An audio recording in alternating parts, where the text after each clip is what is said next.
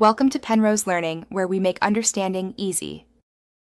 In this video, I will explain how to buy a Gemini API key. First, you'll need to set up and verify your Gemini account. This ensures the security of your transactions and API access. Once verified, head over to your account settings to find the API management section. It's crucial to understand the security measures involved when generating and using API keys to protect your assets. Let's dive into the steps. Now, let's generate your API key. In the API management section, you'll see an option to create a new key. Here, you can define the specific permissions for your key, such as trading, withdrawals, or just viewing data.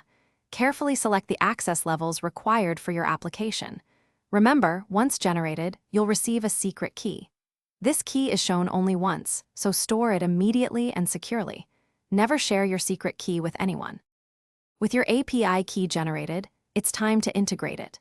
Depending on your project, you'll input your API key and secret into your application, trading bot, or custom script. Always start by testing your connection with a simple, non-transactional request to ensure everything is set up correctly. Regularly monitor your API usage and review security logs within your Gemini account. This helps you stay aware of any unusual activity and maintain control. To maximize security, always implement IP whitelisting for your API keys. This restricts access to only approved IP addresses, significantly reducing unauthorized use. It's also a good practice to create separate API keys for each application or service you use.